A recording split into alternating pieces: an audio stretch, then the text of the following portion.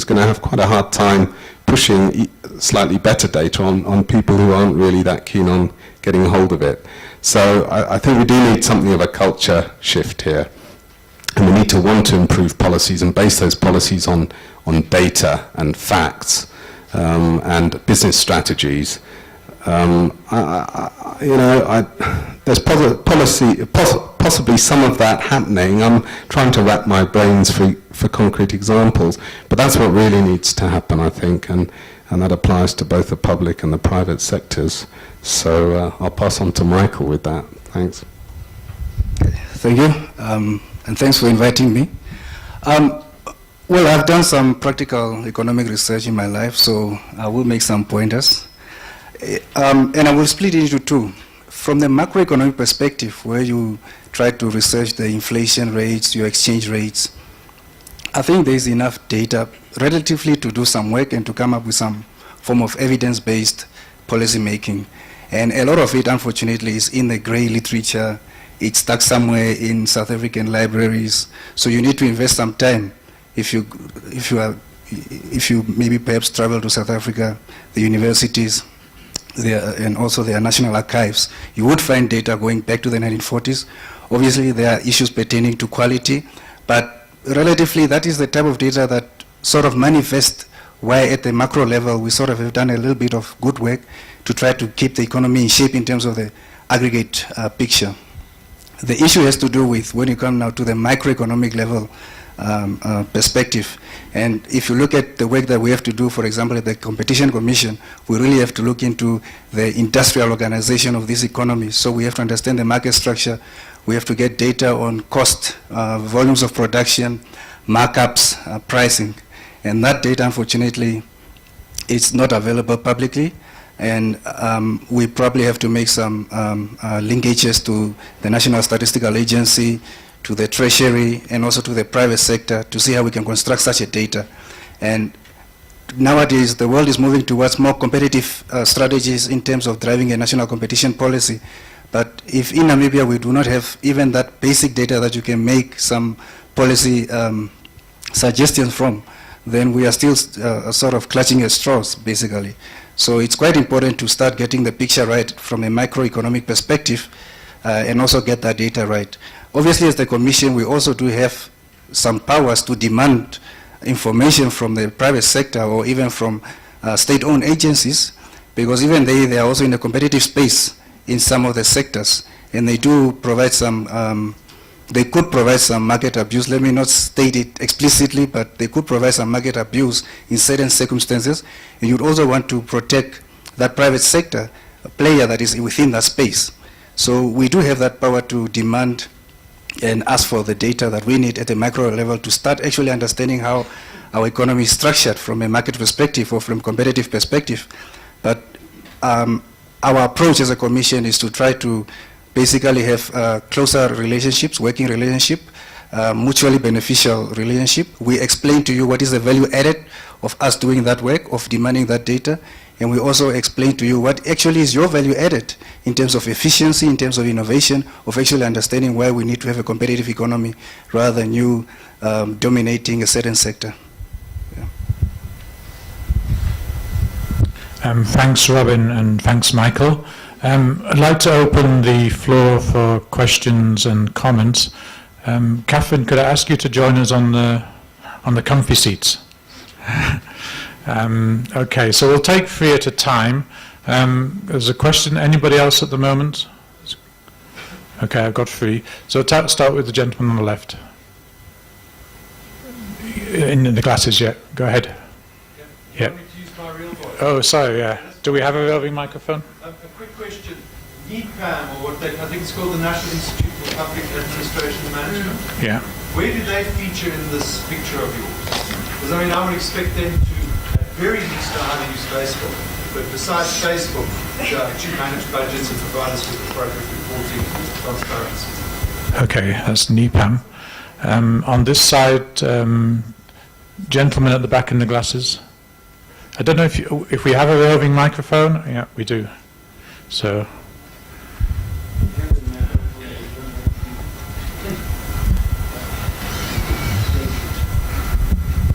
Thank you very much. I'm Mahongora Kabihuga, the Secretary General of the Regional Congress of Namibia. Pukno in short. First of all, let me thank the presenters. You have done a very good job in trying to open our eyes.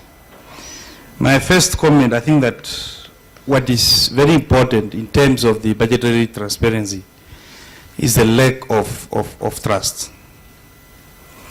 The government does not trust private sector does not trust government does not trust workers does not trust government. So it goes on. And as long as we are suffering from this hangover of trust, nothing will move. And the departure point for the access to information, it is trust. Now, how can you develop trust? You can develop trust if you have institutionalized instruments that govern social dialogue. In absence of us dialoguing, talking to each other, how can I reveal information if you don't talk to each other? So the department should be the social dialogue. And how can we now, those that are in this house, try to foster the culture of social dialogue so that we can start talking to each other? The other aspect also, it is the parliamentarians goes out to regions to share some information whatsoever.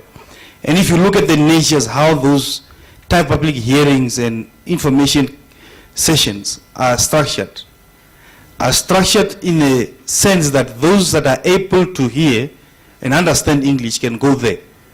Unlike the big chunk of the Namibian population who cannot read and write English.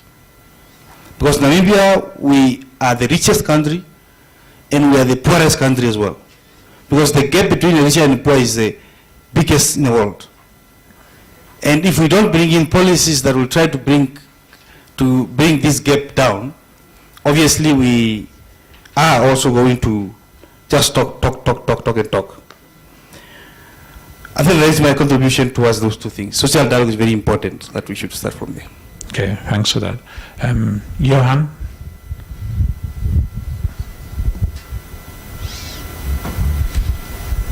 Thank you very much, Graham. Robin mentioned evidence-based versus prejudice-based decisions, if I'm correct, and also the fact that we need a culture change. I think that, for me, it sums up a lot. How do we start making that culture change? Because it takes a long time. It is possible. If you look at the state-owned enterprises, and I think you have done a study some years ago, we have about 70 or in that region, basically monopolies. I mean, you're an economist, you know how monopolies operate. They don't have to improve their efficiency and effectiveness. How do you change that culture? How do you do that if you don't have political will? Then also, Catherine, I would like to ask her, what is the process in Mexico, for example? You mentioned that for setting up oversight mechanisms. And how do you think, what needs to be done in Namibia? And then also secondly, for pre-budget statements, I mean, that is completely unheard of in Namibia. Citizens' budget. How do you start the process? I'm very much intrigued in that because I think in Namibia we just receive the budget and that's it. People at Inana don't know what was budgeted for them. How many for the school? How do we translate that into practical evidence on the ground where people can start asking questions and getting answers? Thank you. Thanks a lot. I'm going to go back to the panel now. Who would like to start? You can just comment on what you would like to from those particular points. There was something in particular for you, Catherine, about Mexico and oversight. Do you want to start? Okay, thanks for the question on Mexico. Mexico is often cited as an example, as an institution. There's the IFAI, el Instituto Federal de Acceso a Información, the National Institute for Access to Information, which has played in Latin America, but also worldwide, quite a leading role. A leading role in one sense, because it's been quite active on the advocacy for greater access to information. It's a government institution, but it has also civil society participation as a board, and it's been quite active on the advocacy side. But it's also in charge of managing the system. I was talking about the InfoMex, which is the electronic system for managing access to information. And this is in charge of training subnational bodies, municipal bodies, training journalists. So it has a very comprehensive mandate. It's also acting as an oversight body. If there are differences between an institution, let's say the Ministry of Public Works does not want to release a certain document, there are other conflicts between different institutions. Is there a conflict of interest or not? Is this compatible with the Constitution, with the legal framework or not? This is also the institution. How do you get there? The institute was built very early on when there were basically no institutes of such to speak of in Latin America or worldwide. It's a very, it's one of the oldest institutes in the world on access to information. I think it also helps to have very strong political will in government to move this forward. And in Mexico at that time, given that there were a number of scandals, I think I mentioned this in one of the first slides. For example, there was a civil society organization which monitored health programs, and they found out there was quite a bit of corruption, and this really brought a big outcry in public, and there was a need, look, we really need to know what's going on in government programs. So there was a public and a government-wide support for greater access to information that made it happen. And that's related also to what you say, how do we bring pre-budget statements on the web, or how do we make this more public? There are different incentives for government. I mean, you can make it a legal incentive. Yes, the country has adopted access to information law, so it's legally obliged to do so. But who enforces the law? You can also look at other incentives. In some of the countries, especially in Latin America, in Chile, for example, and in others, there was a strong incentive for government to gain greater public trust. There was a new government coming into power, which was trying to make things differently. There were corruption scandals, whatever there was. So the Ministry of Finance, had a real need to show, look, we're doing things differently. They weren't maybe the biggest advocates in putting the information on the pre-budget and other proposals on the web, and they knew, look, once it's on the web, it's going to be difficult to change, etc., the way we would like to change it. But still, they felt we gain more by making information available than by not making the information available. And there was accompanied by a big dialogue with the private sector, with civil society, etc.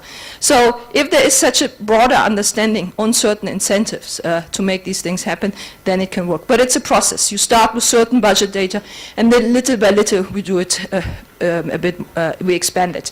I mean, we've often worked with countries which really have this 600-page budget report, only legible for economists on the web, and then little by little we talk, to the director of budget, why don't you put this on the web? Wouldn't it make sense? There might be people interested in this. It might be very useful for you as well.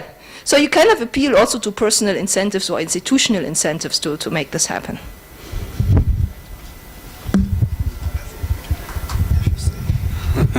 Okay. I can't answer the question on the Public Management Institute, unfortunately.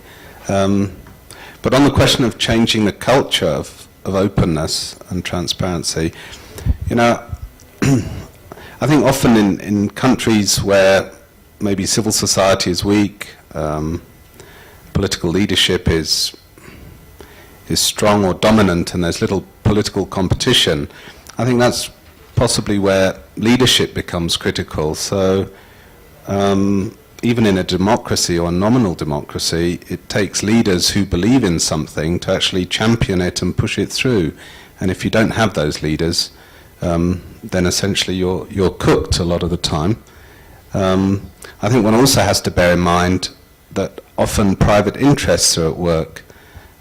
So when a government awards a tender or puts people on the boards of a parastatal company or introduces a new policy that might have the effect of favouring certain individuals, or hounds out mining licenses or oil and gas exploration licenses, all these things, you know, it isn't necessarily clear that that transparency is the best thing if you're sitting making those decisions in government. There are very significant private interests at work pretty much all the time, and I think that's been my argument for 20 years. You know, in Namibia we are faced with a very unequal society, and quite radical changes really have to be made. You're talking about significant changes of ownership of assets and wealth distribution and income distribution and all that.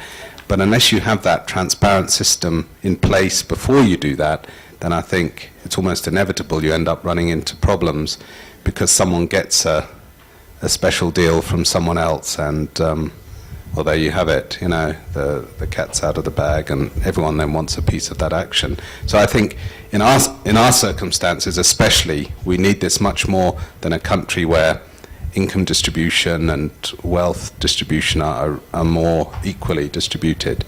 How you arrive at that, I think, is a good question. If you don't have that those strong political champions, don't get the impression that I'm just saying everything is negative in Namibia. There are a lot of good things going on, I think. I think the creation of the NSA is incredibly welcome and is a big step forward. I think we must be aware now that the government's budget even, although, you know, once the budget is tabled, we don't get much information on what actually happens then, and what the outcomes of all that budgeting actually are, either during the financial year or after it, for a very long time after it. We have got a lot more players now looking more carefully at the government budget. So, for example, we have 2 rating agencies. Now, you know, you can make of rating agencies what you will, but I think it's good that having issued a Eurobond, we have people outside the country looking at our government budget, wanting more information about it, and critically assessing what budget decisions have been made. I think that can only be a healthy thing, to be quite honest. So to change a culture is very difficult. I don't know what the answer is to change a culture, but in the absence of strong leaders who have a strong belief that something needs to get done, then I think it's probably down to a whole range of smaller initiatives over a very long period of time, including a very large number of actors in the economy, from, you know, MISA and people sitting at conferences like this, to academics making their work available online, to researchers. I mean, I put out a data bulletin which is free of charge to anyone who's interested, who wants to know what the data on the Namibian economy is saying about economic performance. So it's a whole variety of little steps that need to be taken by people who believe this. It can come back to bite you. I mean, I've been helping the Chamber of Mines now here for a number of years to produce what I think is quite a decent Chamber of Mines annual review, where mining companies are increasingly including a lot more information, not only, you know, qualitative information, but quantitative financial information about their operations here in Namibia. Of course, as soon as they do that, they get slapped with higher taxes because people think they're making too much money. So, you know, it's about incentives, isn't it? What incentives are we creating as a country to encourage government, to encourage businesses to put more information out there? I think, you know, we have to ask ourselves difficult questions like that. Michael? Yeah, just to add to Robin's comments, I would also like to make the suggestion that we should also ask the receivers of the information, be critical in terms of what we receive, because it's not only about the quality of data that you are given or the report, but also how that information is presented. We have government accountability reports that report every year now with the budget in terms of what were the various projects done, what is the status of those projects. But do we actually take time and analyze it critically in terms of whether it has any impact in terms of reducing the high income inequality in the country, or any other issue pertaining to, say, for example, unemployment? The second point also relates to that. When it comes to state-owned enterprises, yes, of course, there are some of them that are in the space of market dominance, but we should also be critical in terms of what they release to the market in terms of the annual reports. We should look in terms of, obviously, they make huge profits, but we should also start demanding in their reports that they start reporting on things that matters. For example, you should rather tell us how many new water connections per household have you done this year. You should tell us how many new toilets have you built. This is the type of, from our side, from the users of the information, we should also start demanding information that we can actually use to help either make good economic transactions decisions with the work that we do, or also help government actually to become much more policy-based, evidence-based policy makers. Can I perhaps add one more thing? Michael's just prompted me to think, to remember a point that I wanted to make. I mean, the thing about data is that it's actually, and possibly this is what you're hinting at, it's more of a conversation than just handing something over. I mean, I can't tell you the number of times I even download information or get sent information from a government agency or private agency, and you look at it, and then immediately you have questions about it. You know, it isn't just obviously clear what this data is saying and how it's been arrived at. And then, of course, you want to pick up the phone or you want to write an email to someone who understands the data better than you, who can then answer those questions that come into your head. Now, you know, if you get the government accountability report, and I do get it, I can tell you, and you say, you know, I'm not quite sure that what government's saying on, you know, how many pensioners are receiving their pensions on time. They've dropped that data, by the way. But as an example, you know, who on earth do you contact then to get a clear answer about that and how the data's been calculated and all the rest of it? There's simply no one you can contact. And, you know, for all I know, government might have just made this data up and put it in the information, because there's absolutely no one who can give you a solid answer on how this data was arrived at. And so that ability to go back, you know, putting data out there is obviously a good thing, but you need to go back to some expert who knows how the data was calculated and who can answer the critical questions that you have. And that's quite resource intensive in a way. So I definitely think that's an issue we need to discuss, because data on its own doesn't often tell you an awful lot. Okay, Catherine. Just to close the loop that Michael and Robin has started. But I mean, for us, it's a bit a cycle, right? The government, but not only government, it's also civil society and other analysts that produce the data. Then it's made accessible in the next step. So the question is, what is made accessible and how user-friendly can it be? But then the big question at the end, when you want to change government policy, is how do you feed back the information that is analyzed back into government? And what is government doing about it? That's the key question then. I mean, it's a bit daydreaming maybe because it's the last step, but in a way it's one of the most important steps. If you have a good think tank, for example, that analyzes specific issues, for example, just to give you an example, in one of the countries we worked at, there was a new decentralization process. There were think tanks established that analyzed the budget going to the districts and other things, and that feed back into the Ministry of Finance. They were able to change budget allocations to different sectors and to different districts. And basically the Ministry of Finance put all the data, all the analysis, they had lots of feedback sessions with this think tank and other think tanks. But ideally, this is where you get that the information used by citizens and others is then being used by government and changes government policy. And then you start again with the cycle. So that's what we ideally want to get at. Thanks. Okay, we can take some more points and questions. I've got a gentleman here and a gentleman there, so. Thank you very much. I really like the philosophical, and I don't want to name it, discussion that you had with us and the presentations and such. You know, when you talk about database, macro and micro, my people in Karatua will say, what the hell is going on? This guy Marco going around here. You know, when I listened to you this morning, we were using a term saying, what mechanisms should we put in place to see a change coming? Now I've got a proposal, although you called it proposal dinosaurus because I'm an old man. But I believe that we can start at the root. You see, there is always something I always admire the white man for. I don't want to be tribalist or ethnic, and this is to do something.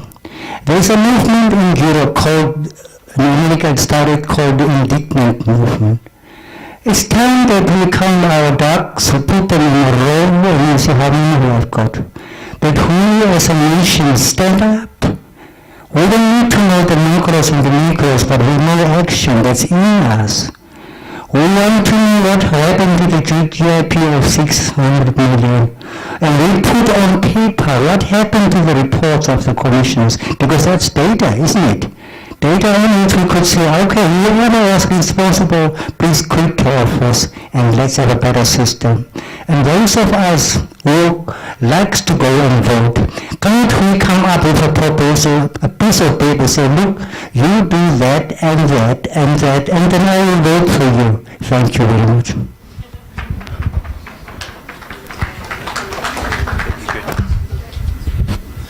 Thank you very much. So previously I did not introduce myself. My name is Eben Clark from ISG Risk Services. Just a quick comment. I understand there's been an economic forum session.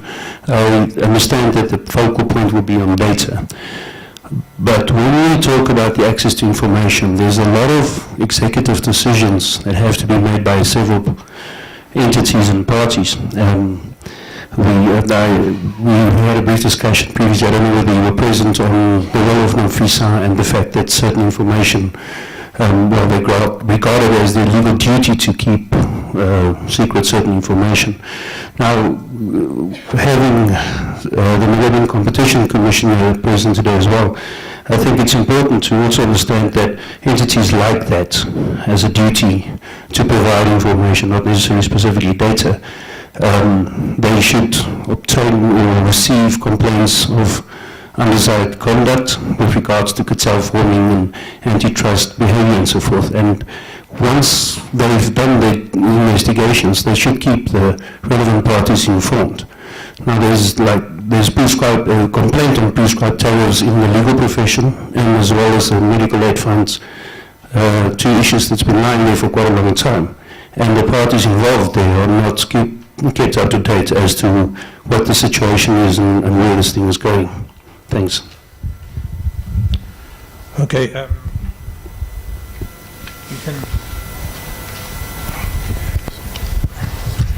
We can take another point or question, or anybody else? Okay, Mr. Moses there.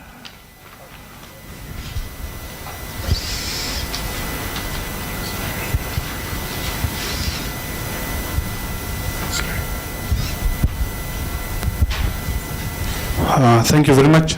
Again, I'm Square here. I'm very happy on these programs, and I just have a feeling to express myself that when I heard the name World Bank is where Africa rely. So, and it brings my brain that when we are talking also about economic growth, not only in Namibia, I'm talking about Africa as a whole. So I think when we are talking about economic growth, we need two hands with different looking and as well as the heads. So here I refer all, either you are black or white, you are needed together in order to go ahead. Failure to that one, if one pull off, we will not go anywhere. I heard about my sister talk about the school somewhere there was budgeted, but the nation didn't know whether the school was budgeted. So that is where I feel like when we are talking about economic within the countries, both parties have to join hands in order to develop the countries. And I have also one question which I want to ask. I think is also the right platform. The World Bank adjustment, which they touch on whenever developing countries want to borrow money. How it's not ever, I wanted also to be explained if it's possible. Thank you. Did you get that clearly? Sorry, what was the Just clarify that point. My question for World Bank is the structure adjustment. Let's say Namibia want to go and borrow money in order to build the roads and so on, because you can might see when I read one book, it was not clear to me that